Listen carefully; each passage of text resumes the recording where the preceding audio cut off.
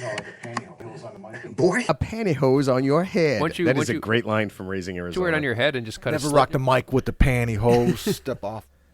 Is that an actual song? It's a line from a Beastie Boys song, yeah.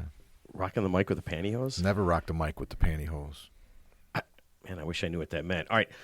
What'd you ask? Where's our new listeners? Yeah. Because I don't. Here, you ready? All two of them. No. New countries. New countries. Bhutan, Bhutan. That's. I think that's Asia. I think it's Booty Town. Booty Town. Yeah, Booty Town, That's somewhere yeah. in Southeast Asia. They probably. You know I what? think that's in South Detroit. Booty Do you think Town. they call it? Do you think the people in Rock Bhutan City. call it Booty Town? Like, where are you from? Booty Town, man. Oh, Bhutan. Is it like Funky Town? Yeah. If they say it with an accent, they probably say it. I'm from Booty Town, man. That's like Jamaica. Yeah, I I was think going that's a place in Jamaica. I'm pretty sure that was just racist. Just so you know. What are you talking Yeah, about? just giving random countries all Jamaican accents. You know I was racist? Because he said it was. That's it. I think racist. I think it's Southeast Asia, but don't quote me on that. Just declare it. Bhutan? I think I'm not sure. I have no idea. Guam and Ghana. Well, Guam's it's like Puerto Rico. It's an island, Yeah. right? Is it a U.S. Guam's a U.S. territory? Yes. Ted. There's a big Not only base do there. I not know where it is, Yeah. I don't know what it is. Okay, and then what's the other one? Ghana. Okay, that's Guam is in Southeast Asia, right? Yeah, something like that. And Teddy had Guam at one point. He had a pretty bad case of it.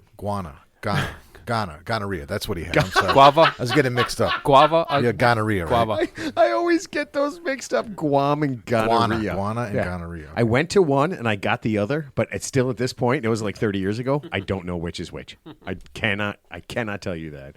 Yeah, so I have no idea why people in Bhutan, Guam, and Ghana are listening to our show, but they are. Because it's like prestige worldwide.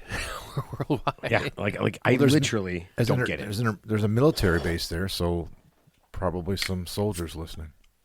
That would, man. Happy Veterans Day, belated. Oh yeah, Happy Veterans thank Day, you. Teddy. Thank you. Teddy, thank you for your service. I was glad to give my service. So what did I? not thank to you personally, but just Yeah. in general. So what did I tell Teddy yesterday? I said, Ted, thank you for your service. I appreciate every potato you peeled while you were in the Air See, Force. you just gotta ruin it, don't you? You just can't leave it alone. What right? did you? just gotta- Okay, so what did He was you do? a pilot, dude. A pilot of my ass. He was no way. He was a. Okay. I want you to think about this. And He was in the everybody Air who's- Force. What else are you going to do? dude, everyone who's listened for 146 is 147th show, I believe.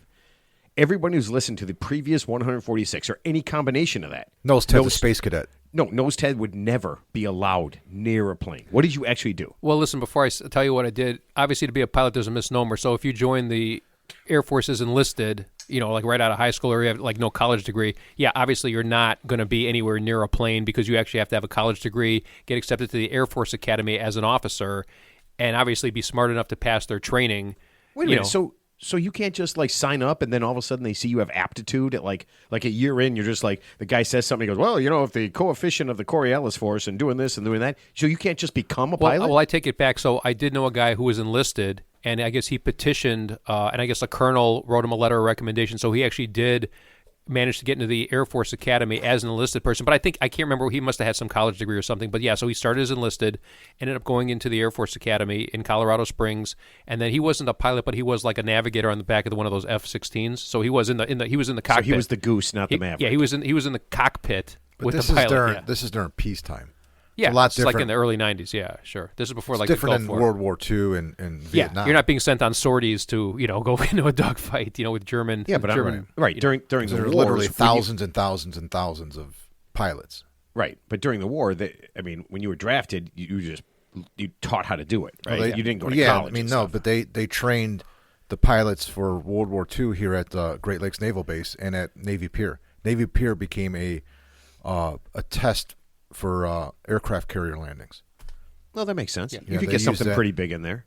So, yeah, when they used that for a landing pad. So on a side note, there's a place, I think it's in Indiana. It's called the Richard runway. It's called the Richard I. Bong, park. Bong Recreation Yeah, Area. Bong, Everyone and, loves and that. so basically, Richard Bong was basically the greatest pilot in World War II, where he actually shot down more enemy planes than anybody in World War II. So he was like the ace. And the funny thing about him, he didn't actually qualify to be. He applied to be a pilot. They rejected him, and then I guess he applied like 3 more times, and they took him. They ended up being like the greatest. He's like the GOAT. He's like the greatest of all time. So But he was the Snoopy of his time. Yeah. So he was like. If you don't know what that reference is, No, I'm not sure. then I'm old and you're not. So don't worry Yeah. about it. Yeah. I think Yeah. Snoopy was a different war, though. Yeah. I mean, a war is a I war. think it was World War Yeah. One. Yeah, but Richard. Oh yeah, flying ace. Yeah. Oh my God. Yeah, Richard Bong, and I think he's from some small town in Indiana, and then there's like an aviation museum out there, or is it Michigan? I don't know wherever the dude, Bong. I have Yeah, no- it's either Indiana or Michigan. So The only people would know are you know who wouldn't know? Anybody in Bhutan, I think Guam, it's in and Ghana. Wisconsin. Oh, I'm sorry, it's in Wisconsin. Yeah, You're right. Yeah. Wisconsin. So let's thank him for his service, actually. So Well, no, I appreciate that. Listen, we got our buddy Chalmer. He was in the gosh, I'm gonna say he was in the Army, and then a couple of my buddies' dads and uncles and stuff were all in there. It's pretty cool, man. I mean, it's a pretty risky gig. I was telling Teddy off the air that my nephew just finished boot camp for the Marines. He was home for 11 days. He just started basic training today. He went back yesterday. Wow. Yeah. So good for long him. tradition of Marines in my family. good luck to him. My grandfather was a Marine World War II, Purple Heart recipient. My dad was a Vietnam vet with a Purple Heart. Well, let's Marines. My brother was in the Marines, and now my nephew's in the Marines. Yeah, my uncle was, and I think my two cousins were in the Army, and I think my uncle was in the Marines. Well, my let's hope- grandfather. Let's hope he doesn't have to be deployed anywhere during his tenure in the Marines, and it's he's just sitting there Smooth sailing? doing drills, just doing the drills, doing whatever, but just not actually being Absolutely, deployed Ted. to a You know, war you know zone. what I expect? I expect things to change completely, Oh, very rapidly, well, to change completely, and everything to be calm, rational, and just relaxed. Well, I'm not saying it's going to be That's calm. exactly what I expect I'm not to saying it's happen. going to be calm or rational. I think with the new administration coming in, I think we have more of an isolationism philosophy. So we're not going to be sending people to fight other people's wars anymore. So, and not anytime soon, I think. Unless unless it's a direct invasion of the United States. Well, not against foreigners. Red against, Dawn. Against, Yeah, exactly. Yeah. it's going to be against the, Us. So, Yes. so if Canada, It's gonna be ourselves. yeah. Yeah. So the enemy within, I believe, is what he said. Isn't that movie? What's that movie? Civil War. It's like two America. It was like I actually a didn't movie wanna in the see theater. that, No, yeah. but it's two Americas. I can't remember the name of the movie, but it's like I don't want to see that because it just seemed there's some. So here's what I'm figuring out now. had a purge vibe to it. I don't want to watch super negative things anymore. Like I just can't be part of super negative movies and super negative things. I just don't like it. If it's a TV show, or movie, I don't want too much confrontation. How would you know that in advance? Well, this looked pretty bad. Yeah. They look like a bunch of like guys from North Carolina and Kentucky with guns, like Obviously. trying to Do you know figure why? out. Do you know why? Matt can't handle this anymore Can't handle the truth. because he's become very like immature. Like Extreme. he can't. He's extremely immature. No, he's now. not mature. He's just regressed Immature. emotionally, He can't accept. like, psychologically, So I'm not immature. I'm just socially regressed. Yeah, Wow. emotionally. You know what? It's funny. like 'cause the way- something's the way- happened as soon as he turned like 55. Yeah. No, the way Mark said it sounded negative, but the way you said it, Ted, it makes it sound like I'm not an idiot. It just sounds like you need therapy. Yeah. That's exactly where I'm going. That's all. Oh man, I bet therapy would help me a lot. But you know what? I'd also be I want, afraid. I want to go to therapy. It's like I've never had therapy. I want to go to therapy just to see what they'd say. I don't want to pay for it. I just want to see what they have to No, say. I would love to because I would love to. Like if you could say anything here, and then I would say some stuff, and the guy would be like, "Get out." No, listen. No one wants to do that to an animal, okay? And no one should even have thought of that. Yeah. What? Yeah. Oh my god. I just feel like if you said free to say whatever you want, I would say whatever I want. It's like the stuff Jack and I talk about when we're sitting at home, we've had a couple of drinks, and we just start back and forth, and I'm just like, man, I go, make sure you never, ever mention any of the things we say. You made him sign an NDA right before you have any conversation with him, right? So he can't With No. your own son? blab. Yeah, no, I just know what he says, and he knows what I say, so if we just don't ever say it, Yeah. if we don't ever give anybody the power to have that Yeah. ability, that knowledge, then we're okay. I really feel like that. Got to keep your inside voice on the inside. Yeah, don't say the out loud stuff out loud. Yeah. All right, Teddy, people want to know because I think we went 2 shows without doing this. We need a workout update. How was your workout going? Yeah, I've gone on a couple. I actually skipped the last time. I was just tired, but yeah. So now I've transitioned. By last time you mean week or just a day? It's been a few days, yeah. So I've actually, since I got hurt myself, I've gotten better now. But now I'm just doing lighter. I'm doing the same program, but just lighter weights, more repetitions, and I'm actually getting the same effect. I'm actually doing machines now a little bit more, which is nice. And the main thing is I've lost a few pounds. I've lost about 7 pounds, which I feel pretty good about. And that's obviously mostly diet. But I hope to get to the gym tomorrow and Saturday. To keep doing what I'm doing. And just obviously now that it's dark and cold outside because it's dark at 4:30 now in Chicago. The worst. Got nothing else to do. Might as well just go to the gym and work out. Every year I say I'm not going to let like seasonal affect disorder. Like I'm not going to let that bother me. I'm bothered. I'm Yeah. affected. Yeah, It's just at I'm affected. 4:30 or 5 o'clock when it's black. dark out. It's pitch black You're just outside. like, oh wait a minute, I was going to do this. Oh, it's already late, and you're just like, it's not late. Like We've lost 4 hours of daylight. But it's light earlier. Yeah, who that cares? doesn't mean shit to me. I hate the morning. Yeah. The I morning sleep is the in. I'm worst sleeping in. time of the day. Yeah. The morning is absolutely sucks. So Ted, you're talking about your injury. Matt and I saw somebody get injured last night Really? I mean, I'm not laughing at that, but where was that? at the DePaul University basketball game. Like one of the There players? was- no. Oh my no. God. So This there's is real? This is real. So Okay. there's a guy sitting courtside with his 3 children. 3 children. 2 Okay. boys and a girl, maybe 11, 8, and 7. So I those would guys, go with that exactly. 11, guys 8, about 7. our age, maybe? yeah. Yeah, right about our Okay, age. yeah. A little bit younger. A little bit younger. Okay. They look like I thought it was one of the basketball players' family. He It looked could, like it could have been. Yeah. So they're sitting courtside, and man, this kid from the other team just came flying right at them for a ball and kind of went into the daughter, and the guy kind of put his hand out a little bit and took the blunt of it. And then, the dust kind of settled and the player left, and the guy was like, he's like looking around both ways, and his daughter's kind of panicking. His 2 boys are looking at him. He jammed a finger. Okay, so That's basically what he jammed a finger. Yeah, Like so- he was lifting his hand up, and we're looking at it because he was only like 15 feet from Okay, us. but you left out the part where he was sitting right next to his about 8-year-old daughter. Yeah. And as the guy came in, he did not jump in front of his daughter, shield his No, I daughter. think He did not. He put his hand up. That's why his hand Dude, got he hurt. went the other way. They separated. They physically. She went a little bit to the left. He went a little bit to the right. He did not put his arm out to shield her. I didn't see it like that. He kind of but- put his arm out to shield himself. But he literally jammed his finger, and there was this whole scene where so he's and he's a coward. He's a fucking coward. Yeah. Right. so they had to take it. So then they have to remove. So his daughter went with them. They removed him from the seats, and they took him all the way up to like some medical Well, tent he or was something. he was desperately looking for someone holding his finger, holding like But it his wasn't ring even finger. bent. It wasn't even bent. No. He was just holding his ring finger. Like you would say, like, "Ow, this hurts," and Yeah, he's just looking around for anybody to Yeah. acknowledge that he was injured by this person who flew into him. So they put a splint on his cock and they medevaced him out of there. is what They you're left. saying. They all left. They all left. He left Oh, his two. He left. The 2 boys stayed in the seats. The daughter and him went up to like some medical tent. And next thing you know, the boys left and they left. This was like the first play of the game. What I thought you were going to say was that he put out his hand and then unfortunately He did. he fractured his wrist Oh, where you yeah. can visibly see. So he basically has a flesh wound. Yeah. Just rub some dirt on He it. might have a very serious hangnail right now, but they're courtside, so I mean maybe they get those seats every day, but they're courtside, and you could see. And the funniest part is as the guy leaves, and I kind of forget this. Mark looks down, he goes, look at his 2 boys. He goes, they're actually shitbagging their dad. They're right now." laughing at him. They were laughing. They were laughing that Yeah. the dad ran out. And by the way, weirdly left the 2 boys Yeah. and took the girl with them. But he's holding. No, the top he didn't part take of the his girl finger. with them. The girl took him.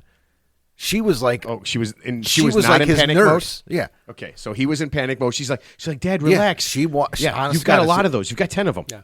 And- So compare that to remember when Ronnie Lott, I think he dislocated his pinky finger so bad in a playoff game, so he had it amputated at halftime. It grows back. and then went back and it's like a salamander tail. Yeah. I thought it was a dude from the Giants. Lawrence Taylor. Lawrence Taylor Lawrence had Taylor. it. He tore up his shoulder, and they actually taped his shoulder up, and I think he couldn't use his right arm, and he played. Well, they just rub some coke on it. yeah, exactly. They just- My son, his junior year, Had a few sacks in the tournament, second half too. he snapped his middle finger in half, broke it in half. It was pointing. It was 90 degrees. He held it up. I could see it across court, and he just popped it back in. They put tape on it, and he never missed a game. Yeah, good for did him. that in softball. And it was on his right. It was on his shooting hand too. His middle finger and his shooting Probably hand. improved his touch. Yeah, No, we're it didn't. playing 16-inch softball. I had a ball hit to me. My finger literally goes at a 90-degree angle, and I asked the biggest kid on our team, the youngest guy, biggest kid is 6'6". You remember Brian Rice? Yeah. Yeah, big kid. I said, hey, man, I go, do me a favor. And I show it to him. I go, just pop it back in. Just pull it out, pop it straight back in. Go ahead and do it. And he goes, this is the biggest kid I met, played football. I mean, this kid is a tough kid. He goes, what? No. And I'm like, oh, my God. I'm like, we got to play. So I ended up having to just pop it back in. I just pretty pull it out, ballsy. pop it back in. And I show it to him, and I go, look at that. And he goes, oh, man. You'd have thought amazing. you'd have thought I like my eye popped out of the side. Like, just push it back in the eye.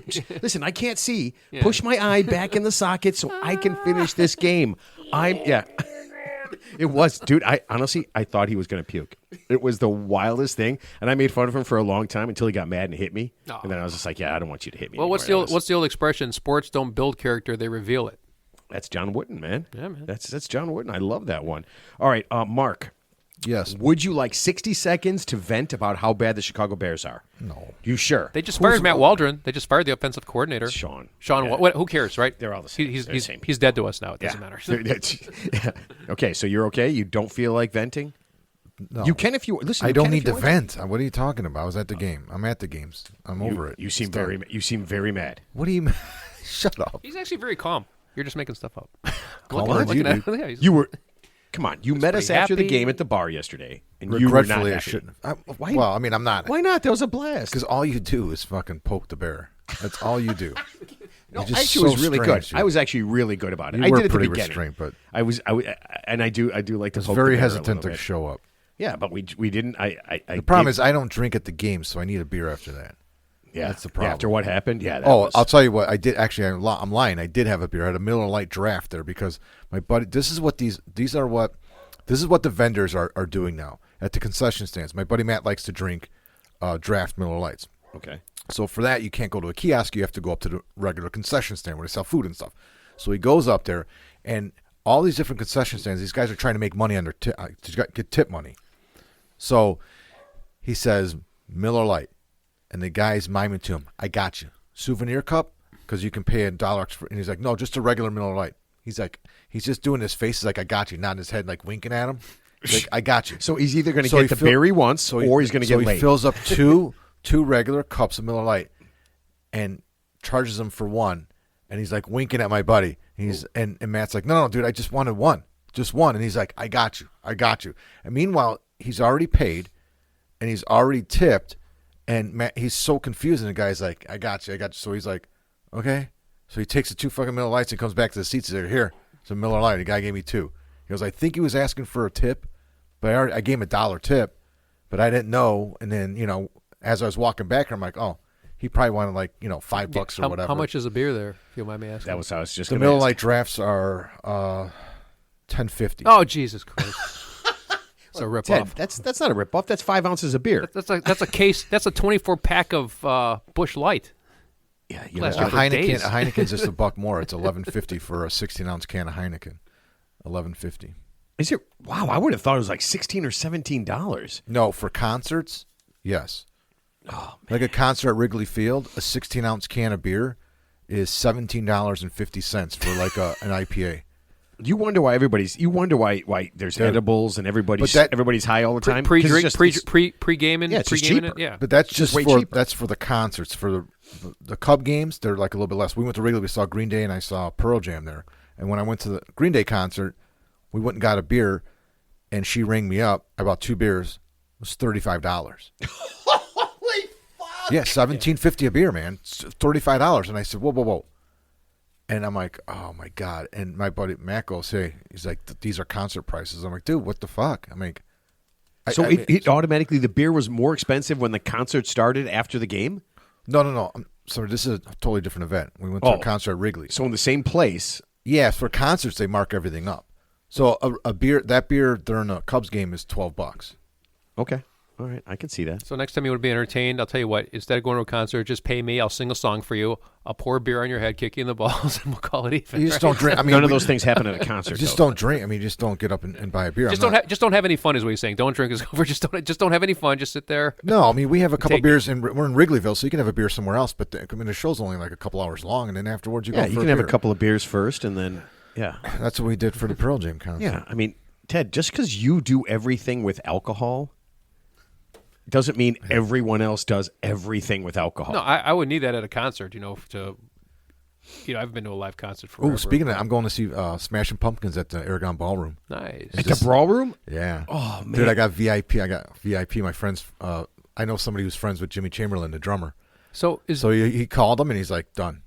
Is- So man, yeah. Is Billy Corgan, is he the lead singer? Yeah. Okay, so his mother-in-law How do you know smashed. that? So his mother-in-law smashed. It's like she drove her car through his coffee shop in Highland Park, wherever he has it. So I just because that's how I know. Billy Corgan is from Chicago. So, but yeah, that just happened like a couple weeks ago. Like his mother-in-law. I didn't hear that. Like mistook the brake for the gas and drove into his own place. His I'm own going to ask place, him. yeah. I'm going to Ask him be when you see him. backstage. I will. We're Ask him gonna, when you see him, yeah. I'll ask him about Christ. that. Ask him to sing me a song too. Does anybody know how to drive anymore? I feel like that's just not a thing. All right, we got to get to Teddy's tips. because we have a guest today. Actually, we got guests. We got a lot of guests lined up, man. A lot of guests. All right. Today? No, not today. Could you imagine? I can barely do one guest a week. Could you imagine Sounded if like I we had a tried lot to of get guests today, the way you multiple said it. guests? All right. Mark, start with your poem, please. All right. With a tip from Ted, prepare to be made red or green to go and enjoy the show. But listener, beware. If Ted says under and you think where, he'll say underwear. As juvenile as he seems, he is. But this part of the show, bliss, I don't know. But what we do know is we still get our kicks from Teddy's tips. Oh man, I'll tell you what, and I have to agree with this because you get almost as much pub off of this as Ted does from his tips because people love his tips. I don't understand it, but they absolutely love your poems. We were golfing with I don't Pete. believe you. We were golfing with Pete yesterday, and he goes, Mark's poems are getting better and better and better, and that's what everyone is saying. That's People are just Pete, like, though. no, everyone. Listen, I love Pete. Pete those loves me. messages, they love they love your poems. All right, Ted's Tips is sponsored by undateablemen.com. Ladies, if you're looking for a challenge, go to undateablemen.com and try to prove these men wrong. Body odor, deadbeat, broke, galactically stupid. If you're tired of deep conversations, eating sitting down, and sex that lasts longer than it takes to microwave popcorn, try undateablemen.com and make your next date a story that will last a lifetime. Wow, that's pretty cool. Yeah, I mean, it's just a challenge. Ted, would you ever date, if you were able to date, would you just ever date a train wreck just to see what would it be like? Is she hot? Okay. Her personal life's in chaos, right? Okay, here, I'll her tell you- personal life's in chaos, but she's hot. Here, I'll give you this. Incredibly attractive, okay? Very good dresser, terrible conversationalist, and a pretty good body odor. And I'm not talking about like sweat. I'm talking about like a body odor. Yeah, I don't know. That'd be tough. I could, there might be a workaround with that, but I'd have to see it. It'd have to be a game time decision. So Ted could just drink and cover himself in one bottle of cologne. No, what's that stuff that the homicide detectives use on their nose when they discover a dead body? I would have to put that under my nose. Oh, that smell stuff. Yeah, something Yeah, like, they used to like do the that. Vicks, Yeah, almost like I used to Vicks. see that all the time. All right, we got to get to your tip here. All right, here we go. Ted, I need some really good advice. I dated a woman at work for about a year. Excuse me. It's a large company, and we worked in completely different sections. It ended badly, really badly. It was all my fault. I had a prescription drug problem that I got help for, and can proudly say that I'm 9 months clean. So good job, my friend. Did you say probably say? No, you made that. You added prescription drug problem. Oh, proudly. He said I Proudly. can proudly I thought say. you I'm said saying- prob- Oh, no. I can proudly say that I'm 9 months clean. The problem is I never once apologized to the woman at work, and she hasn't spoken to me since the day she dumped me. Okay. I'm not proud of that, but we both moved on. On December 9th, she becomes the head of my section. The way I see it, I have three choices. One, do nothing and hope she's moved on. Tell her what happened without making it look like I'm sucking up to try to keep my job, or find somewhere else to work. What do I do? Joseph, 32, Arlington, Texas. So, Teddy, do you agree he's got those three choices, or are you going to give him a fourth? No, those are three decent choices. Okay. So basically, this woman went from giving head to the head of the department. Is what you're saying. So. Oh, At some point, Teddy. that's a 2-drink Teddy, minimum. don't make her seem like she's a bad person. No, I'm saying that's a good person. Jesus. So, well, okay, number one, we don't know, without looking at your employee handbook, we don't know if this is like a violation of the code of conduct. Is it, can you fraternize with coworkers? Sounds like she wasn't your direct report, or vice versa. You were in different departments, two consenting adults. She dumped you. You didn't say how much time had gone by since the relationship was over. But You said about a year. No, they dated for about a year. They dated for about a year, but then he says he dumped her, but he didn't. Well, he say, said he's been 9 months sober. Yeah, so figure about a year. Figure about a year. Okay, so my advice is I would take the option of do say nothing. Just play it cool like it never happened, because don't just think about it. She has as much to lose possibly as you do. So let's just say, even if you're not going to get in trouble, just the optics of it coming out that you had some type of clandestine affair at some point, even though you didn't really do anything wrong. But he doesn't have to come out to the whole section. No, but I'm saying I just think but I think the undertone is that if he brings it up, I think you should just let that sleeping dog lie. It's been 9 months. She dumped him. There's no reason to belabor the point, and there's nothing to apologize for. Obviously, so I would just play it cool, not say anything, and just do your job and just pretend it never happened. And then if it does turn out that she has some type of animus toward him, where she's like kind of quote unquote unfairly targeting him, which obviously is very subjective. But let's just say he ends up on a performance improvement plan, which, as we alluded to before, you probably should just start looking for a new job, because once you're on that, whether you're supervisor with someone you had an affair with or not, once you're on a performance improvement plan, 9 out of 10 times you're never going to get off it anyway. So I would just, like I said, I would just let that sleeping dog lie, not say anything. Obviously, the relationship's over, and just play it like business as usual. And then if at some point down the road where it feels like you're being unfairly targeted or being given extra work, or she's going to punish you somehow for whatever relationship you had, it doesn't sound like she's going to. Hopefully not. And then it would just be business as usual. She wasn't his boss. She's going to be his boss now, but at the time, but she's going to be his boss now. Wouldn't it be kind of, I don't know, adultish to go up to her and say, "Listen, this is everything that happened. This is what I did. Take full credit for it." No, she knows what happened. Everything. Well, she was there. She was there. So there's nothing to say. I mean, she might not know the prescription drug problem, and I mean, that's a pretty serious problem. That's going to make you do things. What if he just came clean and said, "Hey, listen, I was in a bad place. I got clean. Everything's good. I want to apologize. I feel like a shit for not apologizing for a year." Yeah, I mean, it doesn't seem like there's any downside to that if he does it in private. Obviously, if he just has a moment of contrition where... don't do it. Yeah. Wouldn't that be great? Hold on a second. This team meeting, where's my hand? Yeah, you remember when we were in the car together and you were disrobed? What I wanted to say then was if we could just move past that. Wouldn't that move past it. Would that be the greatest way? Listen... And guys, by the way, everybody, purple thongues are my favorite. Yeah, everybody. Just I do have something to say. Maribeth, thank you very much for bringing it up. I do have one thing to say. Obviously, not everybody knows Maribeth and I were bumping uglies for about a year. Wow. Yeah, it got real weird. Yeah. By the way, she's double jointed and the level of suction on that woman is like, you ever seen a Dyson vacuum? Okay, this is like just so he would immediately be fired. But I think he wants to reach out to her. It sounds like he wants to just clear the air and then move on. But I think what Ted's saying is probably the best thing. Because human nature, because it's human nature when something ends and it doesn't end perfectly, you always feel the need to go back and somehow like that magical thinking, if you go back and if you say this, it's somehow going to make it better. Like I said, the best thing to do, just let that sleeping dog lie. It's like a river. A river doesn't back up. It doesn't look back. A river just either it goes forward or it stops for a little bit, but it always moves forward. So my advice to this guy, just keep moving forward. It's in the past. It sounds like it's at least 9 months in the past. Business as usual. I think she would actually appreciate the fact that if he didn't bring it up, because I think if he did bring it up, it could backfire on him. Even if he was like as nice as pie about it, because she can, depending how she interprets it, she can use that to, kind of against him. Not that right that second, but down the road. So my advice is, just let that sleeping dog lie. But would you agree with this, Ted? No. She's now his boss. Yes. And he's the employee. That's right. Well, let's assume it's in America. We'll he holds all the fucking cards here.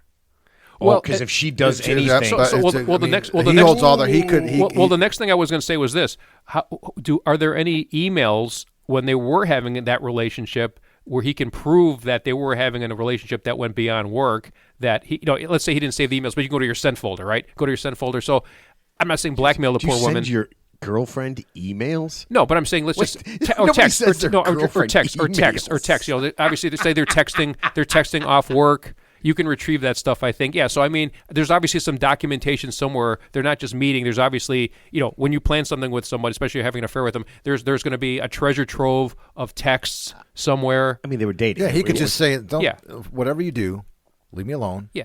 Well, you don't even have to say that. Don't bring up the word pip. You don't have to say that, yeah. Because just say, I hold all the cards here. Right? You know what? You know what's kind of scary? He honestly does hold all the cards. Of course. Yeah. Because if she does one thing, he can just be like, is this because we dated and it ended badly? She's driving me back to the drugs. Yeah, she can use that. Yeah. Oh, my God. This guy could never work again. Listen, hold on a second. Well, I forgot his name. Darn it. Joseph. Listen to me. Joseph, you plan this out right in 6 months, you will have a check for life and you will never have to work again. You'll be the assistant department head. Yeah, no. Forget it. You don't want to be in that toxic environment. Here's what he needs. A monthly check, right? For a toxic environment, never have to work again. Yeah. And a new car every year. It sounds like a P. Diddy blackmail vibe I'm getting right here. Dude, that would be, oh my God, that would be so. Anyway, that's my advice. Good luck, Joseph. So, that's good luck with that. okay. All right. See, and Mike, right now, our guest, Mike Lang, who's back for a second time, he's probably the happiest guy in the world that he does his work by himself. Because in all his videos, I never really see anybody with him. And he's probably just thinking, man, this is the best I could possibly be. Mike, now that you got your new gig as a grillist, I mean, is the solitary life of a grillist the greatest life ever? It's pretty amazing. Okay. The funny thing is, though, I'm trying not to turn into a hermit. So, like when the FedEx, we live on a farm, and we're out in the country, and like when the FedEx guy shows up, or the Amazon guy shows up, or the UPS Steve shows up, I have to go out and greet them. Otherwise, I'll have zero human contact the entire day.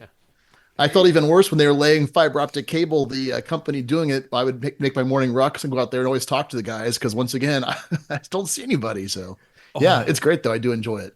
Okay, so there's my dilemma. So I'm kind of at that point where I'm going to retire in a little bit, right? And so I've got to decide.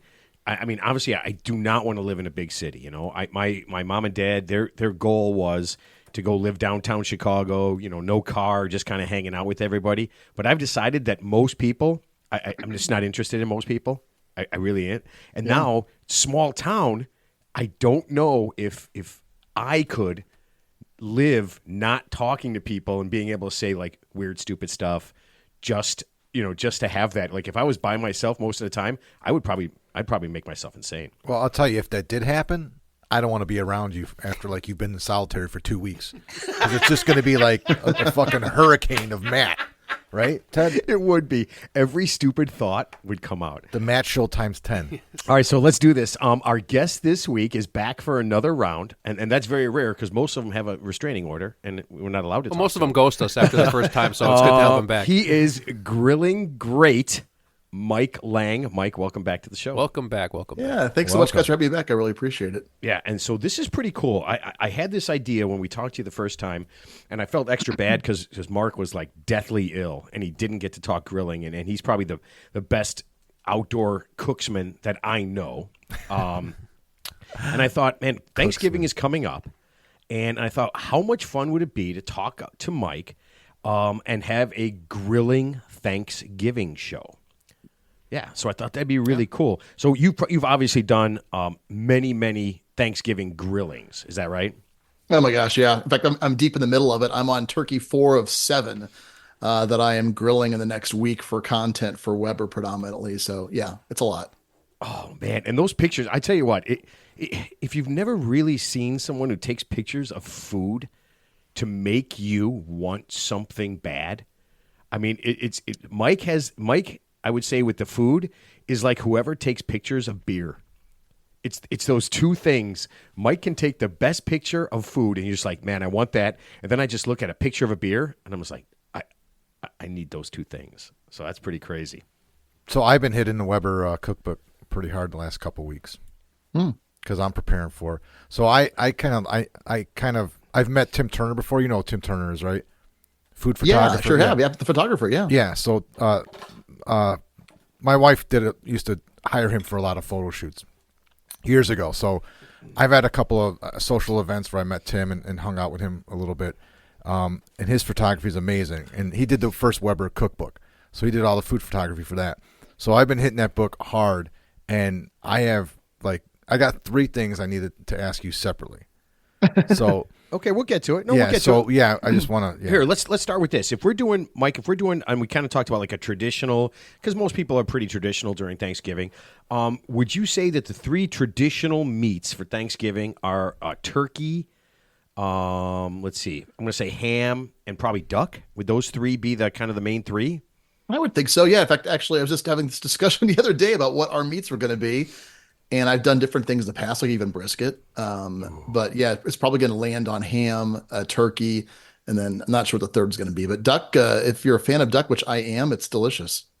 Oh man! Now, okay, so out of those 3, and I'm assuming most people, 90% of people buy a pre-cooked spiral cut ham, right? It's very rare to. I've been looking around doing some research, and very rarely does anybody recommend trying to cook a ham, like an uncooked ham, all the way through.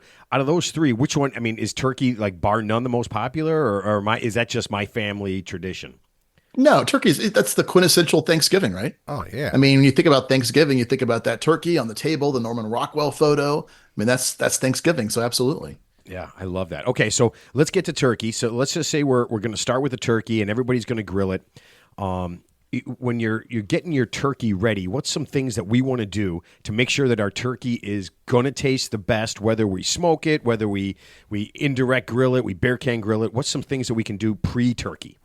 Well, number one, make sure it's thawed. And believe it or not, there are still people that go out and get a frozen turkey and think, I'm going to cook this. Well, no, you're not. Or maybe you are, but it's not going to turn out how you think it's going to turn out. Ugh. So the simplest thing is just make sure you get it thawed. And this time of year, it's nice because most turkeys are already fresh at either your specialty store or your big box grocery store. But if you're buying it even earlier and it's frozen, give it several days to make sure it's thawed out. All right, so reality check. If people are doing this and they're going to like a department store or a Costco or whatever and getting a frozen turkey, what's the difference in taste between a literally, some place that you can get it, where it's never been frozen, it's pretty fresh? What's the difference in taste between that and a store-bought turkey that's frozen? Yeah, I think you're going to have a hard time differentiating between a turkey that was frozen before and that's fresh. I think you're going to tell the difference when you start looking at actually getting a higher end turkey that's probably not found in a supermarket. Like I've got a great place called Bowman Land. It's about 15 minutes from home, and it's a huge turkey farm. And I saw the turkeys outside knowing they're getting ready to be slaughtered within a week or so. And I was like, your lives are going to change, but my stomach will thank me for it. But it's absolutely amazing meat. And you can just tell the difference, how they're raised, how they're treated, how they're slaughtered. It's a much more, I think, just a richer taste. Does that make sense or not? Yeah. A lot of times your supermarket turkeys are going to be pumped full of other things to make them retain moisture, to make them look plump, to make them look quintessential. But if you can get your hands on a higher end turkey, it's definitely worth the expense. Okay, so let's just do expense real fast because I've never ever. Have you guys ever bought fresh turkeys? Yeah, I did for No. 7 years. There was a farm up in Michigan. I'd get it like 3 days before Thanksgiving. Yeah. So how much extra is it? Like $10-$20 or $50 extra for a fresh turkey? Off the top of my head, I think they're about $4 to $5 a pound. Oh, that is nothing. It's not in the grand scheme of things. It's Thanksgiving. It's less than if you're going to buy a huge, standing rib roast for prime rib. Right. And you're going to feed, if you get a 20-pound bird, you're probably talking around $100 or so. And that's going to feed probably 20 people or less with leftovers. So, yeah, definitely worth the expense. Well, I will tell you this, though. When we were buying the fresh turkeys from the farm, they were smaller and there was less meat. So they were depending how they were raised, I could see that. Yeah, they were like 12 to 15 pounders. Mm-hmm. And we have 12 people. So I ended up, the first year, we got 2. And 2 was a good number for that. They were just smaller. And I just thought that they had less meat than what you would buy at the store for some reason or another. I don't. Okay, so they Mike, were good. They were Mike, fantastic. if you're grilling, and I've got a standard size grill, and I'm just going to say standard, because I don't know exactly how big it is. Is 2 smaller turkeys better than 1 bigger turkey? Is it going to be how's this? Is it going to be easier for me to cook 2 smaller turkeys or 1 larger turkey if I'm kind of a novice? It depends. If you say standard grill, let's talk about the standard 22.5-inch Weber kettle. Right. You're going to probably at the most you're going to fit probably a 13-pound turkey on there. So if you're going to do 2 of those, you'd really need 2 grills, and that could be whether you keep the turkey whole, whether you spatchcock it. So you're definitely limited by size. In fact, one of the things I always recommend is when you get your turkey and it's frozen or fresh, figure out what grill you want to put it on, and while it's still in the wrapper, put it on the grill.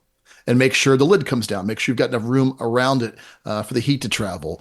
So, yeah, now if you've got a larger gas grill, you could probably very easily get a larger turkey and still cook it indirect. But, yeah, grill size is going to dictate things. So if you've got 2 normal-sized grills, I would say get 2 turkeys versus 1 large turkey that might not fit as well. So would you put your turkey right on the grill gates if it's a charcoal or gas? Because when I was reading in a couple of books I was reading, it says to still put it in up on a like a tray in a pan, even if you're grilling it. I'll cook it indirect. I will not put it in a pan. I'll put the pan underneath the grates to catch the drippings. Like for instance, today I did a spatchcock turkey or actually it was 2 days ago. Today was a normal turkey. I did a spatchcock turkey. I'm losing track of my turkeys. I did a spatchcock turkey, and spatchcocking is where, if you're unfamiliar with it, it's where you remove the backbone from the bird and you lay it flat, crack the breastbone. It cooks faster. It cooks a little bit more even. But in that situation, I'll put the char baskets, which hold the charcoal in like an angle, like Pac-Man in the corner of a kettle, and I'll ram the legs in between those up above the grate. And then the bird fits pretty much directly over the unused area where there's indirect heat. And then, yeah, on a gas grill, you're going to turn off the burners beneath the turkey and have the burners on the outside lit. Yeah. So it's basically you're turning it into an oven. You're getting the benefits of convection heat and radiation to help cook your bird. All right, so let's say I'm a okay grill person. You know, I don't grill a lot. Would spatchcocking or even cutting, you know, once it's completely thawed, cutting it into pieces like the breast and then you got the wings and all that stuff, would cooking it like that be easier for me if I'm not 100% sure and have never cooked a turkey before? Yeah, I mean, it's more to handle when you actually go ahead and quarter the turkey all the way up, because then you're checking temperatures and moving things around. I would say at the minimum, just spatchcock it. It makes it a big difference to lay it flat. It does cook a lot faster. Like a 12-pound bird is going to cook in maybe an hour and 10 to hour and 15 minutes. So it doesn't take that long. You figure too, when you leave the turkey whole, you're going to deal with a longer cook time because there's a lot more surface area, the inside of the bird to worry about. It's just a really easy way of doing it. The only downside is you're losing that, traditional Thanksgiving look by coming out with your turkey like it was run over by a truck. But still, it turns out so good. It's so easy. It's fast, and you get great skin out of it. I love to do it. Oh man, you know, I knew this would happen. I knew I should have eaten before we did this because my mouth is watering right now. So my question is, how do you serve the spatchcock turkey? Do you leave it spatchcocked, or you actually cut it up at that point and then serve it like on a platter where people can just take pieces here and there? Yeah, no, cut it up. Take it off the grill, carve it up in the kitchen. Mm-hmm. You're basically going to quarter it. You'll separate the thighs and the legs and separate the leg from the thigh. Mm-hmm. Remove the breasts whole, then slice them up, and then remove the wings, and then serve those as well. Mm. All right, so are you taking, and my son does this all the time, and I can't think of the word right now. What is it when you call it when you dump it in water? Brine. Brining. Are you a briner? I am, but I am a dry briner or a salter. I've done it both ways. Basically brining, a wet brine is submerging the turkey into a saltwater solution, and through science, it's in essence a way of making the turkey more moist as it cooks. It's going to be able to retain water more. Dry brining is the same principle. You're going to salt the turkey all over with kosher salt and place the turkey on a wire rack. The difference here is when you put it into the refrigerator overnight, you're leaving it uncovered. So the salt, not only is it going to aid the meat in retaining moisture, it's also going to help the skin become more crispy when it cooks. So it's a win-win. And also, wet brining is a serious pain in the ass because you got to get like a 5-gallon bucket and you got to get in the kitchen. You've got to fill it up. You got to make sure your turkey fits into it. It's a lot easier to put that turkey on a sheet pan with a wire rack, salt it, stick it in the fridge. Next day, you're good to go. But the way things are now, you're right. I agree with you 100%. But most like Trader Joe's, all their turkeys are already brined, so you can buy a lot of whole turkeys. Mariano's has brined turkeys already. Like they're already all brined. The fresh ones, never frozen. Because for years I was buying them. Yeah. I did the fresh from the farm for like 5 years, and then we started just buying them at Trader Joe's, and they were pretty damn good. Yeah. It's a good point. They are. Then you don't have to worry about that stuff. Right. The skin would be the only deficiency. In that case, I would leave it in the fridge still uncovered. Yeah. But yeah, otherwise it's already pumped full of everything. You could still do the salt like what you're talking about, because if you want it crispy, that's the best way to do it. Mm-hmm. Yeah, you can still salt the skin. I'd just be careful not doing too much just because of it already being injected. But yeah. Yeah. All right, so we got past that. What about rubs? Do you do anything special to the turkey before you put it on the grill? Are you a heavy rub guy? Are you butter? I've seen people where they cut the skin back and stuff butter into the thing. I've seen where they poke holes and do stuff. In all your experience, what's the best way? Really, if you adding a compound butter underneath the skin is a really nice way of adding more flavor to your turkey. Do I always do it? No. However, it works. It's good. I just don't always do it for whatever reason. It's kind of a pain in the ass a little bit. Oh, dude, it's like you're talking about making like a butter paste, right? Yeah, you Yeah, just like a basically flake, take yeah. butter, That's a pain let in it the soften at ass. room temperature, then add in your choice of any fresh See, herbs, yeah. of garlic, and then you would then basically separate the skin from the meat with your fingertips and push all that butter onto the meat under the skin, so that way as it cooks, the butter melts and it helps to tenderize the meat. Inside the carcass too. I do it inside, under the skin, and This is inside. like food porn. Yeah. right now. It's a dude. it's great, Yeah, but it's a it mess. can Food, be a it's food. lot. It's food porn, right? Yeah, this is food porn right Yeah. now. It is, I'm literally. telling you. Okay, so let me ask you this: are you a stuffing inside the bird guy as it cooks? No. I knew you were gonna say that. No way. No, I mean that's No, gotta be especially separate. It's gotta be Alton separate. Brown used to have a big thing about that because really Yeah, you're then I love that, yeah. sacrificing the turkey for the Yeah. stuffing. It's like do it separate. That's like one more thing to worry about. I think it probably came out of the days we were trying to be efficient. Like we don't have a pot to use. Put it in the Right, turkey. right. It's going to cook. Right. Nowadays, we've got more pots than since, so it's Yeah. like I'll do it separate. That is one of the greatest Thanksgiving turkey episodes ever. The Alton Brown one with where he's playing his aunt in the kitchen. Did you ever see that one? It's incredible. Yeah, that's one of the best ones. But yeah, he's one of my favorites all time. All right, He's amazing. do you do unique turkeys? Do you do like you're saying you're doing all these different ones? Do you do spicy turkeys, like jerk turkeys? Is there something? Are there some special things that you do so that people want a different kind of taste? No, it is chef's choice. Hopefully they like it. And no, really, I don't get too crazy about Thanksgiving turkeys because you are going to be feeding, we're doing our Thanksgiving here with my fiance's family. It's going to be, 30 people. So you've got to keep in mind, you need to serve something that most of those people are going to want to eat. If you go too crazy on the seasonings or the spice or the heat or whatever, you may alienate somebody. And Thanksgiving, we want everybody to enjoy it. So I think for me, usually I'm either one of two factions. I'll either use a herb de Provence, basically a dried mixture of herbs on the skin on the outside. I love to stuff the cavity with citrus and garlic. That just adds more of aromatics for inside. And that's usually about it.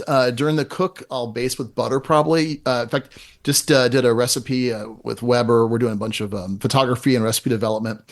And the culinary director I worked with had basically butter, garlic, and some fresh herbs. And we used that to baste it with. And it was wonderful, delicious, and very easy. Do you do any injections? I've seen that where people are shooting stuff into the turkey breast or even the legs and thighs. Do you do anything like that? No, I have before. I even for like pork and brisket and things, I used to dabble with that. Anymore, I kind of steer clear of it. Oh man, see, I like this Well, because that was one of my questions because I've never injected either, but I deep fry a turkey every year, and I've never injected it. So this year I think I am. But yeah, I'm not sure. I don't know. Yeah, I'd be curious what you think about that. I've not deep fried a turkey in several years. That'd be an interesting experiment. We deep fry one every year. So I deep fry one, and I bake one. I've been doing that for probably like 10, 12 years. So we give an option, nice. So I always do a traditional one in the oven. I usually do it, Alton Brown's way. Tried a couple different ways, and then we do a deep fried one, and then have your pick. My big question to you is: this is last year we did something different. We gave up. Nobody eats the dark meat in my family. And What? Yeah, nobody. That's the best part. that is Not even you? The thigh and the No, legs. man, are the best. I don't dig turkey dark meat for some reason.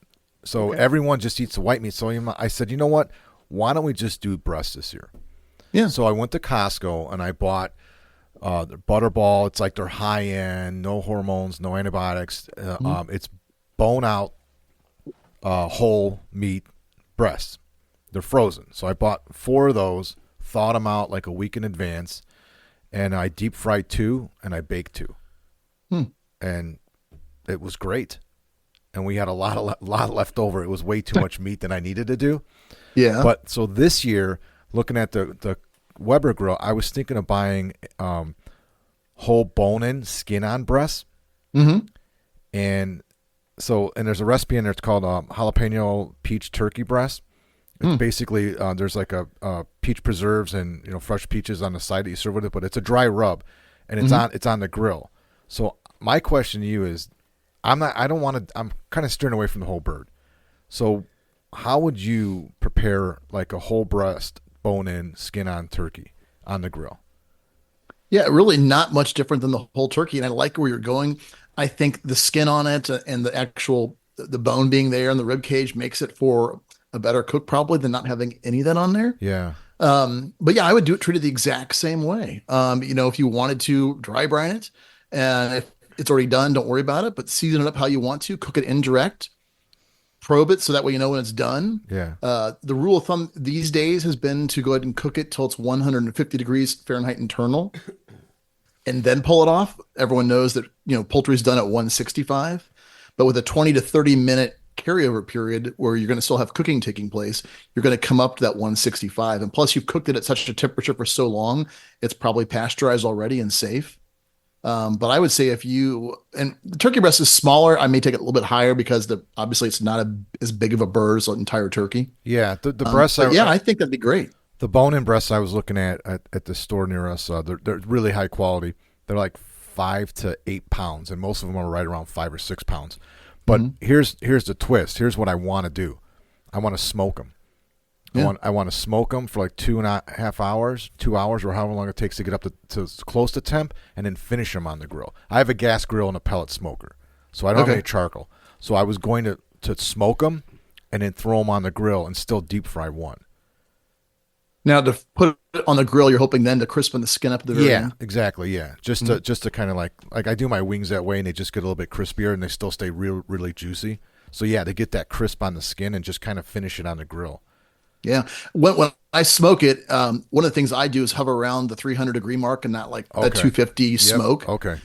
Yeah, because basically it's not going to do anything to help that skin along, and you're still going to slowly cook it. Right. So that way when you get close to being done, I think, then put it on the gasser and crank that heat up to crispen the skin up. Yeah. And you should have a really good turkey breast. Yeah, I think I'm going to do that this year. And I'm going to use I'm going to do it 2 different ways using the Weber cookbook.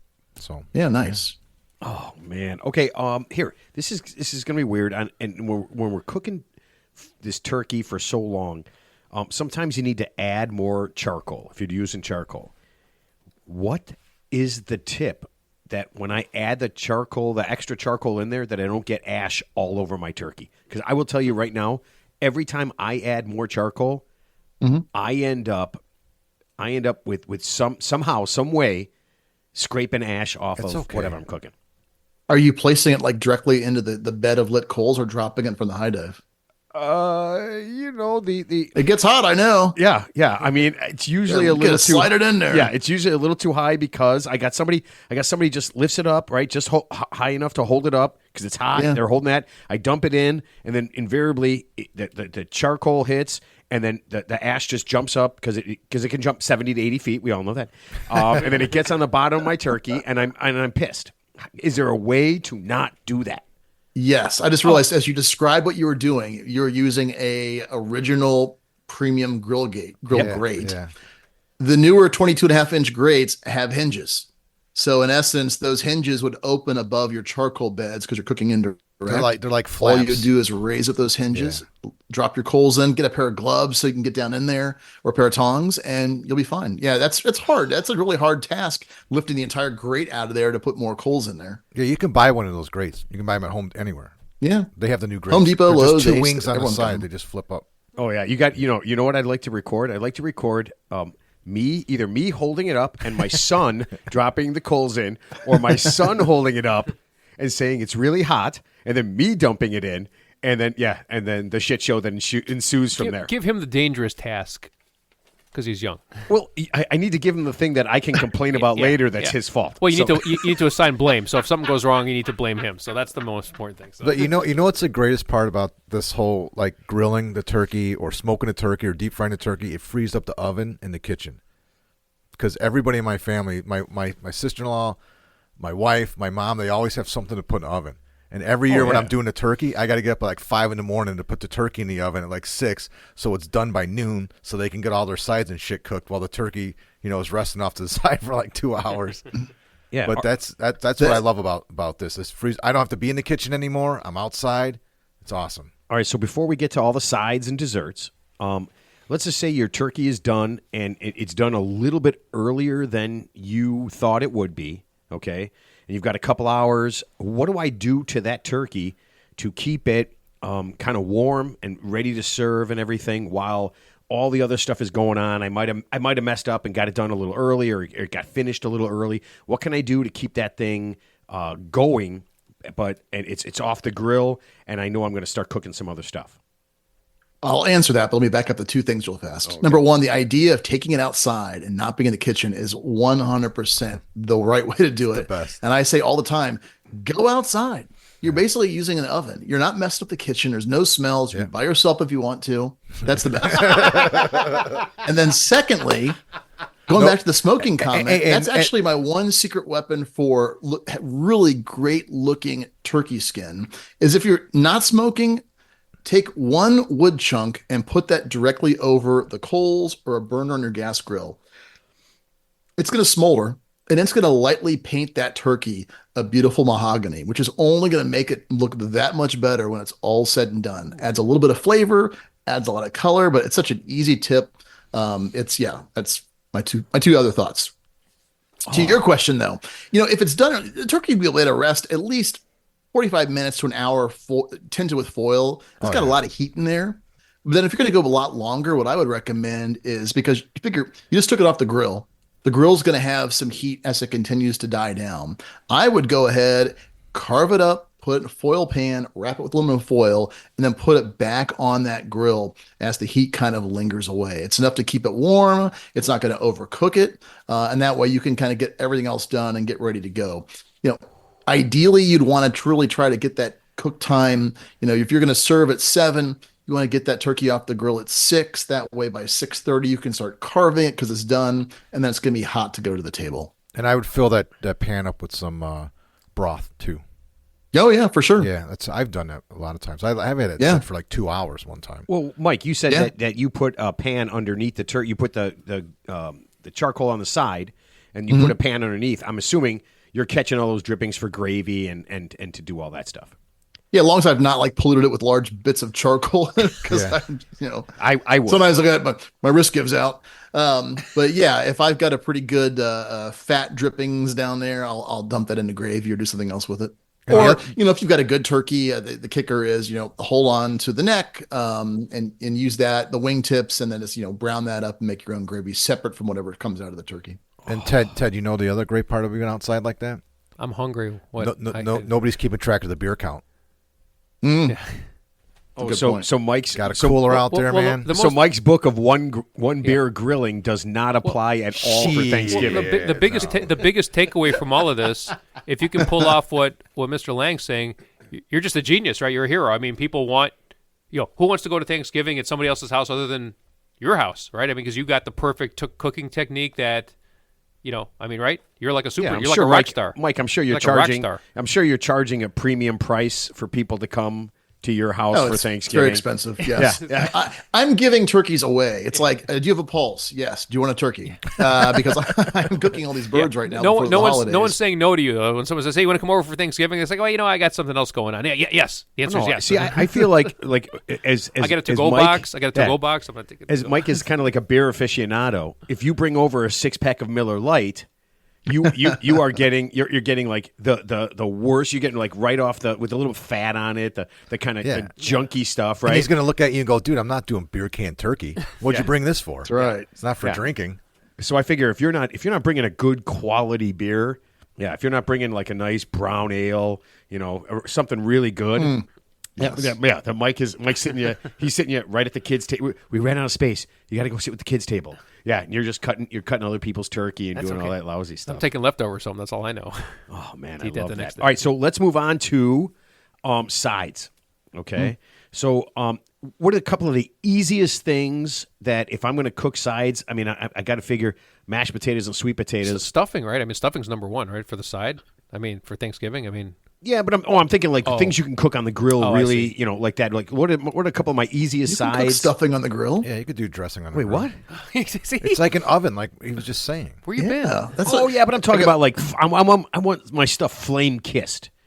Like if I want to make some really good mashed potatoes or sweet potatoes, and I'm going to do stuff. What would be the best way to cook those up so that I can take them and mash them and and really make them special, or not even mash them, but serve them in a special way? I don't know.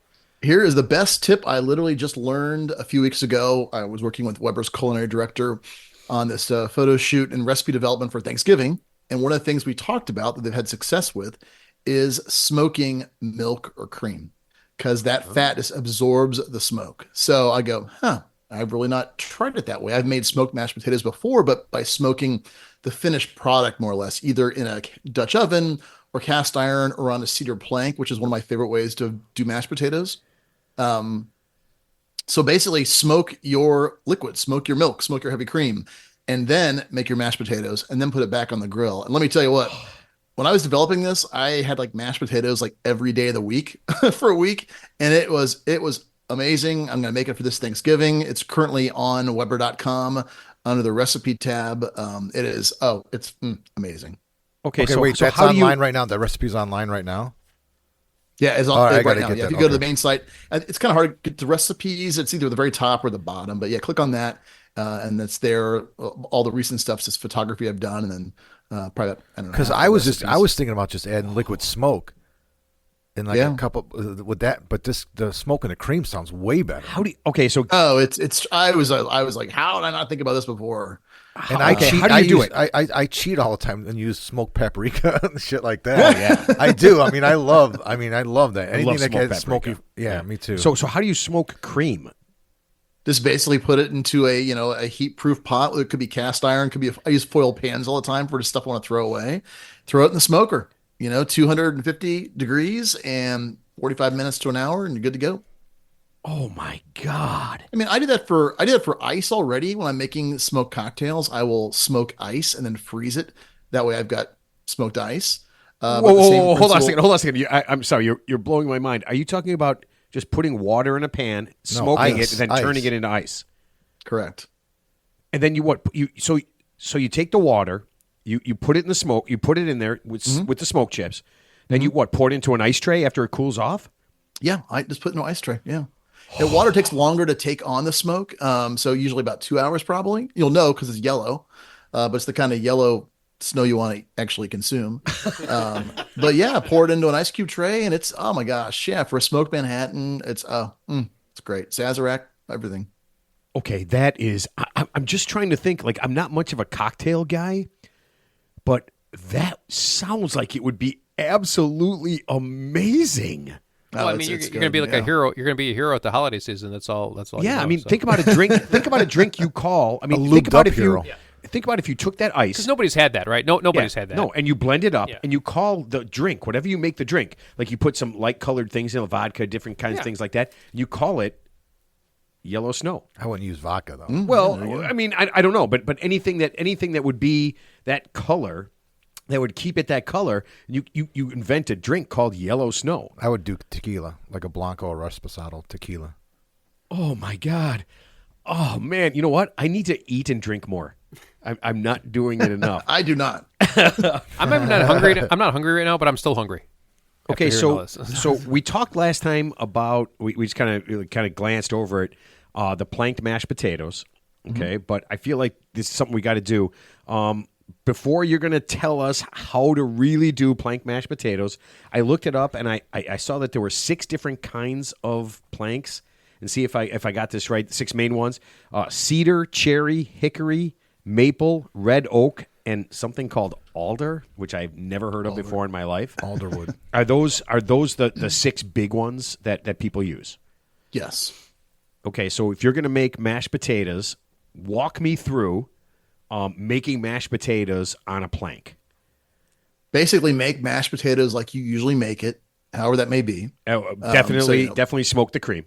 Right. Smoke the cream. And then what you'll do, take your plank. Cedar is the easiest. It's readily available. Yeah. The smell is, you can recognize it anywhere. You'll make sure you want to first take that plank. Now, I'll back up a second. Some people say soak the plank before you use it. I've stopped doing that. I find that with good fire management and actually paying attention, I can make sure I don't, have my flaming cedar raft engulfed in flames. And also you want it to smolder and really almost kind of catch fire. Do you wet it? Do you wet it at all? No, I don't wet it at all. Oh, wow, okay. Okay, if I'm a novice, would I wet it?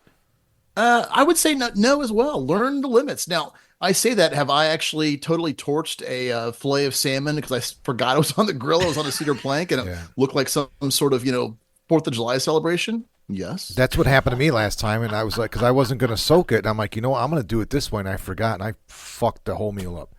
Yeah. No, I mean, if you're not paying attention, the cedar plank split, and it was on fire, and I was like, oh my god, why did I if try you're to 3 do beers that? deep and you're going for Yeah. it, That's what I was some just going to safety say. rails It up really there. depends on how focused you are.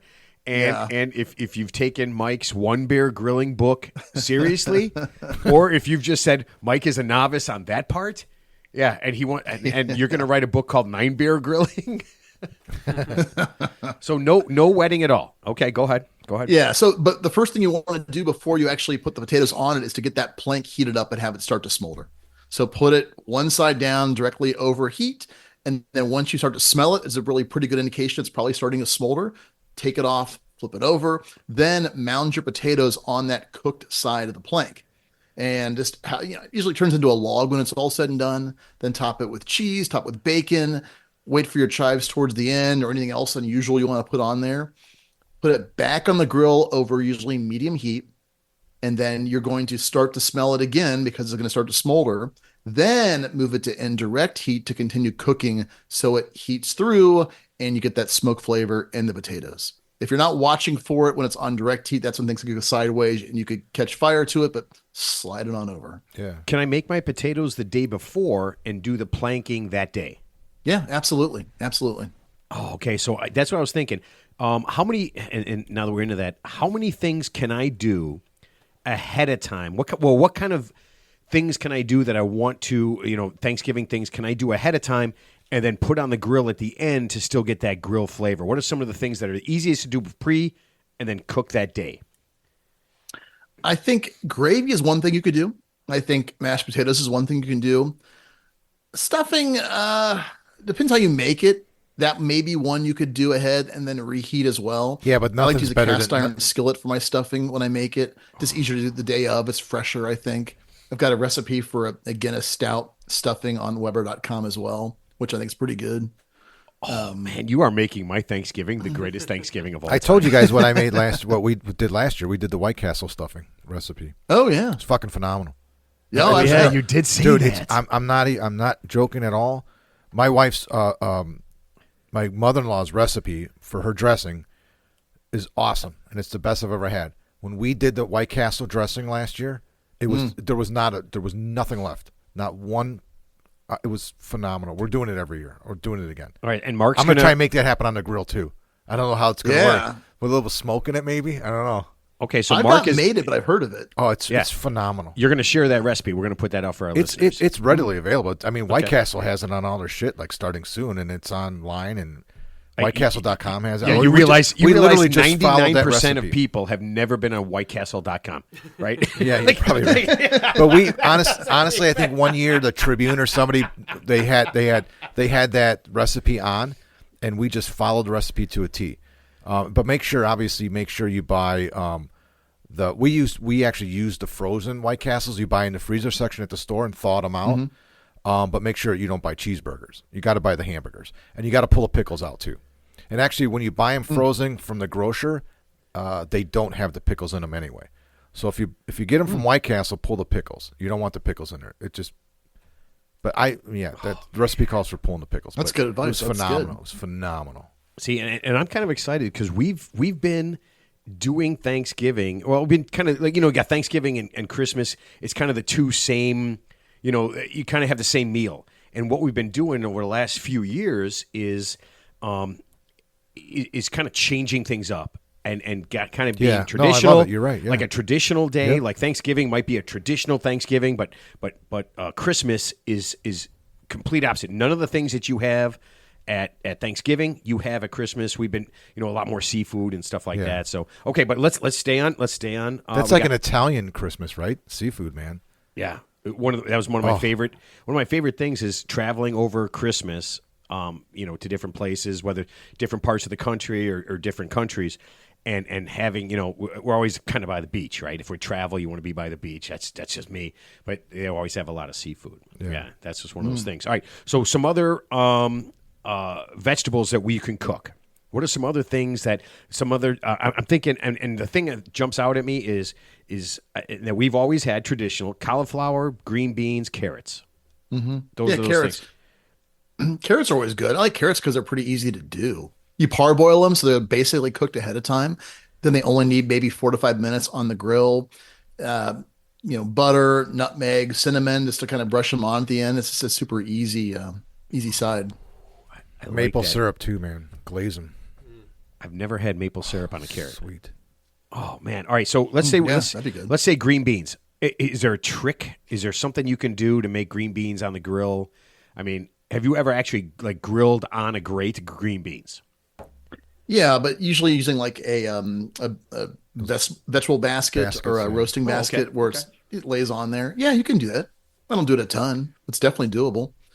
Same thing too. I probably blanch them and then go ahead and put them on the grill. Toss them with some lemon juice, salt and pepper. But Make it easy. sweet potatoes are great on the grill. Oh yeah, That's easy as hell.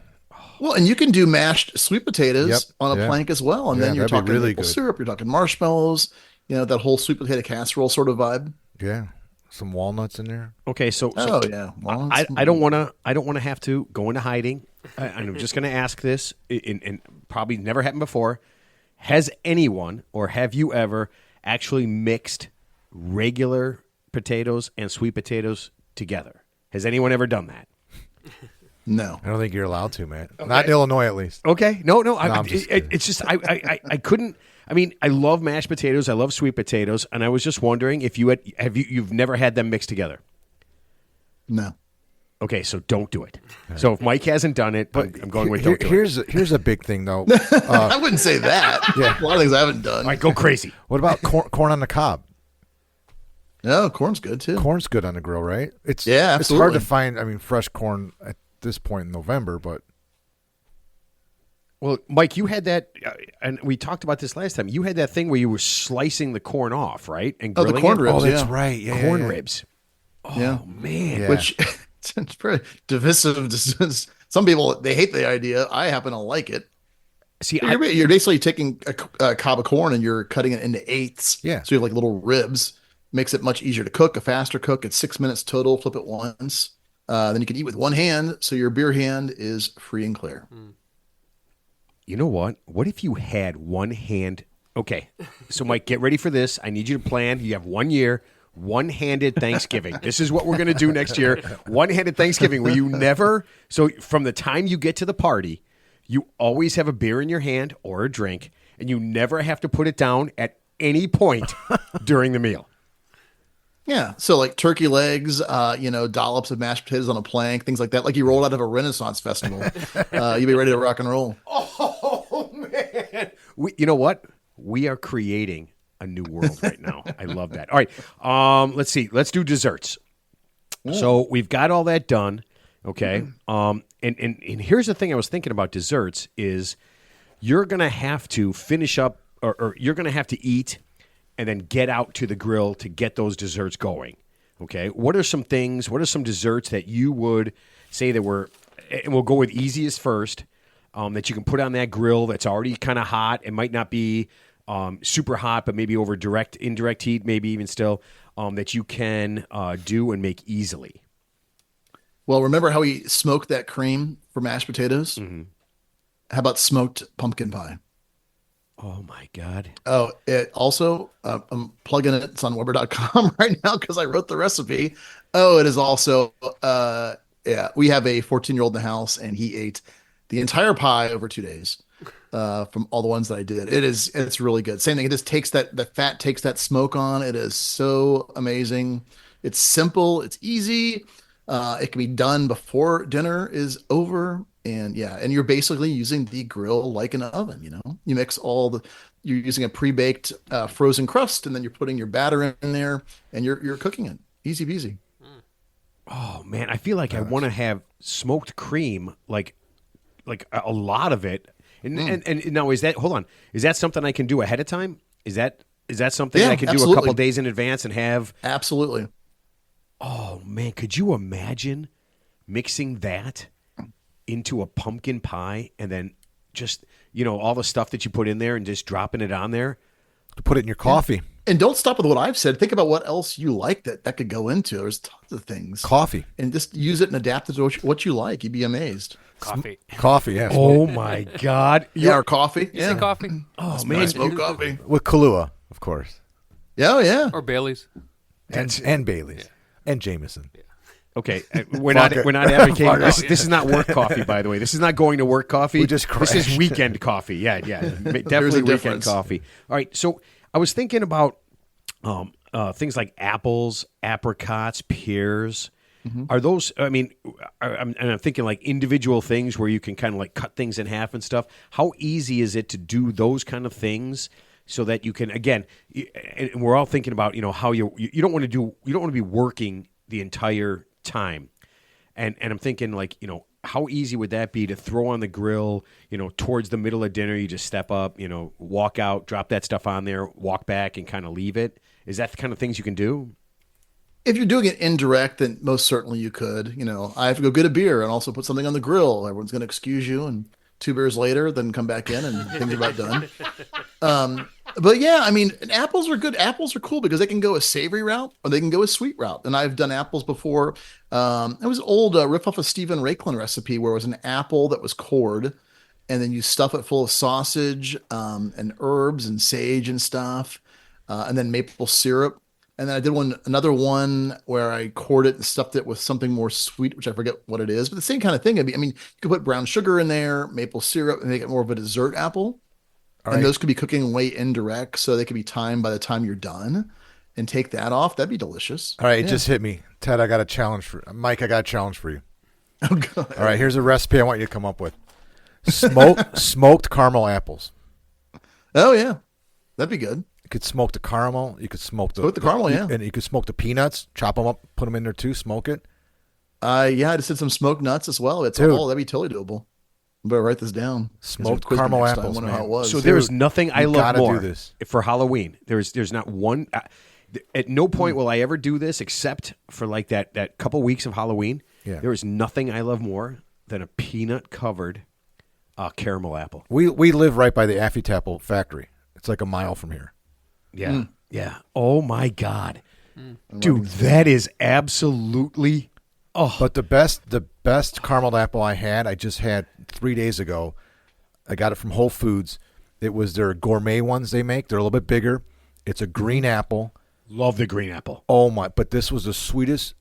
It had a little bit of tartness to it, but I don't even know how I missed them because they just had them in there maybe on clearance, but they were from Affy right down the street. They were the gourmet ones. They were bigger. It was a green apple. It was phenomenal. The apple was perfect. Oh man, I love that. See, would you concept. envision that on the grill, like a deconstructed caramel apple? Oh, that would be where, good. because if you want to cook it, Yeah. I could see cutting the apple up, putting it in some sort of skillet, then making the caramel sauce separate that's smoked, and then topping the apple that's cooked with the caramel, then the nuts, or are you envisioning an actual apple? Both ways now that you mention it. Yeah, get that apple a little. No, seriously, get that apple a little warm and softer, like an apple pie almost. You could do a la mode. Yeah. Wow, that would And be you could good. you could put a crust in the bottom of that skillet and top the apple on it, and Yeah, maybe you could do a what the hell is it called? Graham cracker crust? No, you could just use a regular pastry. It's like a pastry like puff pastry or something, or something like that. But it's called. I forgot the word. We just did that the other day. Instead of doing a traditional apple pie, we used a pastry. And did it that way. Yeah, but you get that smoky flavor with the caramel and the nuts would be unbelievable. And you could even do you could do different kind of nuts. It doesn't have to be peanuts either. Oh my God! Stop it! You're killing me right now. Could you imagine A little kosher almonds? salt, maybe almonds. Could you smoked imagine almonds, an smoked almond, caramel, apple? with a brie with a melted brie in there, some smoked brie or smoked Gouda? Smoked Gouda, yeah. Oh man, Smoked Gouda for sure. you are It's wiping. creamy like the caramel. You mix it in a Gouda caramel smoked. Oh, there it is. Man, Mike, all this is free for you. You can take. You can have Yeah, all of I this. yeah. I want to did see write it this on- down. I want to see it on the website. You can have all of it. I saw you Has right. anybody thought about that? Smoked Gouda with the caramel, because it's creamy. It could be creamy. The consistency of the two of them are kind of similar. Dude, Yeah, the only mix thing that I've up. ever thought of is, I'm an idiot, but the only thing I ever thought of was cooking a turkey on the grill. All this other stuff is just, it's literally mind blowing. All right, so Mike, two things. Number one, how do you keep your friends, or how do you get your friends to help or not help in the way that you want them to? What's the best way? Like, you don't need any help, just come out and have a beer with me? Or can you actually give somebody a job and they'll do it the way you want it done? I'm lucky to have friends of both stripes. Some of my friends that I even do some like side catering and work with stuff, they know their shit inside and out, and I could be like, we need this done. Other friends, it's very task specific. Pick that up and put that over there. Yeah. Open this up and put it up there. Do you make them say And yes? as long as you yes, know chef. Yes, chef. the recipient of the directions, you're fine. If you happen to mix them up, you could get fucked. But on the whole, So it works out pretty and then good. it's like a I'm Hell's so Kitchen. lucky It's like my a Hell's friends are Kitchen so moment. great, It's a Hell's so. Kitchen moment. Then you berate them like Gordon Ramsay. You start screaming at them at the top of your lungs for everybody. There's no Hell's Kitchen in my house. I so- guarantee you that. But So there Mike- has been some testing this before. If I'm shooting video, that's different. Yeah. All right, so Mike, here's what I can say. If you invite the three of us over, Ted is absolutely a pick this up and put it over there. Okay. If you give me the absolute simplest Maybe. direction, Yep, yeah, simplest. yeah. By the way, yeah, if you tell him to put it Maybe. over there, you better have a painted target, yeah, where he's got to put it. If you I give just want the food. yeah. Well, that's the problem. I just feel want like the you would food. just eat it. Yeah. If you give me very simple directions and you tell me twice and possibly have a picture and some words that go along with it, I could probably do that. But if you actually need real help, I feel like Mark would be the guy to do that. I'm your guy. Yeah. So, I can see that. What okay. state are you in? Ohio. Okay. Yeah. Yes, So I'm okay, down and, outside and, of Dayton. and that brings us to the other part. So in a couple of weeks, it's probably going to get a little chilly in a lot of the areas around for Thanksgiving. How much does the outside temperature affect the actual grilling? Because I know the inside is going to be 250, but is it really 250? Do you have to plan for it to be longer? How does the outside temperature, wherever you're at, affect your cooking? Right. And actually, it's two things. It's the ambient temperature and it's the Wind. Yeah, the wind. And wind's probably the bigger killer. Yeah. Because as that wind comes cruising through, it's going to rip the heat right off of your grill. So anytime you're outside and it's wintertime, plan on having to refuel more. Just plan on keeping an eye on the temperature, especially for gas will take care of itself for the most part. However, for charcoal, where you're actually consuming that fuel, be prepared to add more frequently than you would in those warmer months. It's funny. And you most said- importantly, if you can actually move your grill away from the wind, if you know how it's blowing, where your house is, where you've got any kind of a screen you can put up, do that as well. It's funny you say that, Matt, because there's a section I just read today in the Weber book. It's about grilling in the elements. The whole section talks about that. 2 pages. Yeah. Yeah, And the wind's the biggest thing. Yeah, I thought about it because we've grilled.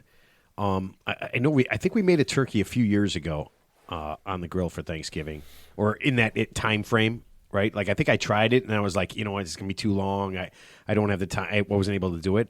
But yeah, it was a really really cold day, and whatever we planned for, it just took infinitely too long. Yeah. And I was like, I can't have that time problem. Yeah. With 15 people who want to eat. Yeah, start putting a couple of drinks in them, and everybody gets a little upset. That was the thing. Extreme. so right now in Chicago, it's like in the 40s, which isn't terrible, but it might be snow next week. I don't know, but yeah. So what's like Plan B? Let's just say, do you take the grill? Could you take the grill to your garage without burning it down, or do you just have to just go to the oven or something? I mean, let's just say it's like -10. It's just like a unseasonably. Living room or garage, Mike? What is your best Set idea? up tents, Don't man. don't Both are going to kill you. So I guess which one do you value least? don't carbon monoxide, everybody. So, No, just set I up was going to say, and there's also the carbon monoxide issue. just set up the tents, right? Well, Pop-up tent, 10 by 10. I mean, man. isn't there shouldn't there be some sort of fatality in your holiday party? I mean, shouldn't there besides be a some sort turkey? of risk? Besides a turkey? No, but shouldn't there be some sort No, of risk that you no. take when I mean, you have everybody in your family over. Let's just say you have a big family, you have 25 people. I mean, do you really need all 25? Shouldn't there be some risk where not everybody's going to make it through? no, actually, the only That is the risk. Actually, the only fatality usually happens at a gender reveal party. Everything else is pretty safe. If it's not a gender reveal party, you're okay. But that's a good point. Let's just say it's raining. It's whatever. Would you even recommend anybody putting a grill, even with the big door open, in their garage, or is that just a little not a good plan? That's It's crazy. never a good That's idea. crazy. Pop-up tent is fine. I'm lucky the grill studio, I've got a nice overhang and I just put in a vinyl curtain door like you're walking into a freezer because that way I can keep the heat inside the studio and Oh, I saw walk that. back and forth and not lose it. Yeah. But yeah, you just gotta be careful. I mean, but if it's cold out, if you can set up some kind of screen, protect from the wind, and you move it somewhere around the house, even if it's someplace where you don't usually grill, it's a Thanksgiving. You want to make it a special day. Find that spot, occupy it, and then just make sure your fuel is ready to go and dress for the occasion. You'll get it done. Awesome. Oh man. Yeah, Mike? I don't know about you, but in Dayton, I'm sure the weather's a little bit warmer down there, but we've had unbelievable luck on Thanksgiving the last 15 years at least. There has not been one year that I can remember where we weren't able to do what we need to do outside in regards to the deep fryer. I haven't smoked or grilled one yet. It's always a deep fryer, but never had to move that in the garage. So, but I did. Yeah. Yeah, you don't want to do that. But I did. We did bring out the pop-up tent a couple of years because there's like a light drizzle or chance of rain. Yeah. That's it. Yeah, and for all the people that are listening, listen, if you want to if you're going to deep fry a turkey and you're going to take it inside, just get that video camera out. Get that video camera out so I can enjoy it, right? So whenever it happens and whatever you burn down, just like everybody on social media, I get to see it and enjoy it. Is it going to be like an Allstate Mayhem commercial where the person tries to deep fry turkey in their garage and then burns the whole place down, and then Mayhem comes out with the Band-Aid on his forehead? He goes, "You got to get my Allstate to prevent mayhem like me." Hey, man, you're going to be that guy. Listen, I've seen it happen live at a tailgate at Soldier Field about 15, 20 years ago, 7 o'clock in the morning. Guy brings the turkey. It's like, below zero out, got some ice on it, drops it in the deep fryer, and just an explosion like you wouldn't believe. And then It's all physics. And then they banned deep fryers from the tailgate, the lots that they manage. There's no deep fryers allowed in any lots anymore. Yeah, that's the case, right? One dummy ruins it for everybody. Yeah, but it's crazy. Oh man! All right, so listen, if you're interested in anything Mike has, another pint, please try that. You can go ahead and Google Mike Lang, and then you said Weber.com/recipes. Is that what I'm? I'm not sure it's Weber.com/recipes, but Weber.com. Then look for the recipe link at the top or the bottom of the page, and they're working on that right now to make it more user friendly. But yeah, they're there right now. All right. Wait, one more thing about our apple dessert, smoked cheddar and apples. Cheddar and apple go good too. That'd be It's good. a good melted, sharp smoked cheddar, white sharp cheddar like Yeah, you can smoke Tillamook. cheese, Yeah. Wait, you can smoke cheese? Yeah, my smoker, you can cold smoke stuff. Yeah, cold smoke it. Yeah. Yeah. Oh, okay, Mike. Guess what, Mike? You're coming back on because I have no idea what cold smoking is. Yeah, I just figured that was the guys who were getting high in the back of the in the back of the restaurant there when I'm walking out there. I thought you got your meal from Boston Market for Thanksgiving anyway, so I didn't think you. They closed. They did? Yeah. All of them? Good for them. The one right over here just shut down. Oh man! Listen, okay, now you have to cook something. Thanksgiving is one of those things you have to try it. You have to. I think unless you're cooking or unless you have 50 people and you just can't do it, like you're physically in a place where you can't do it. I think it's one of those things where it's just a lot of fun to do. I mean, it's just that enjoyable thing where people are bringing stuff and don't put everything on yourself, right? I mean, Mike, when you have these celebrations, people are bringing things, right? They are. It's sides. It makes it a little bit easier. Yeah, we try to do that. I get kind of like I want to do it all, but be realistic. And one last tip too: if you're trying something new on a turkey, try it first on a chicken. Cost $10. Yeah, you're see if right. it works. It's the same principle. Whether it's a cooking process or a rub or a flavor profile, use a chicken. That way, when it comes time for the big day, you'll be super successful. Oh man, that is awesome, Mike. Thanks so much for being on. Thank you, Mike. Yeah. Thank you. Yeah, Thanks, guy. We're gonna hit you up on all these different places to check it out. We will share Mark's. Mark will have his recipe on there for the. Oh, I'm not doing that. stuff. Mike's doing it. For the White Castle stuff. But Oh, Mike, that, yeah, But okay. Mike will definitely hit you up to see what you have done with. If you don't mind, what you've done with the caramel apple stuff, if you have time, I know Yeah, this is I'll put it the on my list, busiest time. absolutely. It's the busiest time of the year, but yeah, if you come up with something, I'll hit you up, and then if you got something, we can put it out and share it with all our listeners. Thanks so much for being on. Thank you. Really Yeah. appreciate it. Have a great Thanksgiving, and I hope everything goes super smooth. And to you guys as well, thanks so much. I truly appreciate it. You guys are a blast. All right. Happy Thanks, holidays. man. Take All right. care. Thanks. Yep. Take care. We'll see you. See you soon. Bye. Oh man, are we just honestly? We are just the luckiest. Yeah, he's mean, great, dude. His website's great. His Hungry. recipes are great. I'm hungry now. Oh yeah. Oh, I am too. Yeah, I'm telling you, man. It's food. it's just what he does is absolutely amazing. So I'm super excited about it.